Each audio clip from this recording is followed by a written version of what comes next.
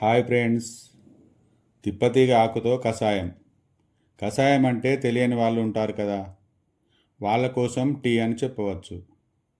ఇందులో 3 తిప్పతీగ ఆకులు మరియు 3 జామాకులు, డబల్ ధమాకా అన్నమాట.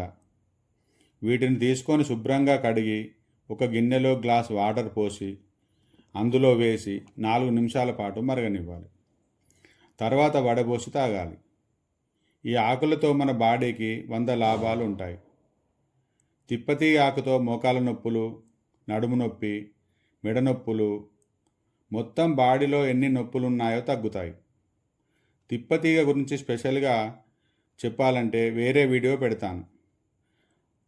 ఇక జామ ఆకు గురించి బీపీ, షుగరు, నొప్పులు ఇంకా దీర్ఘకాలిక వ్యాధులకు ఇది పనిచేస్తుంది.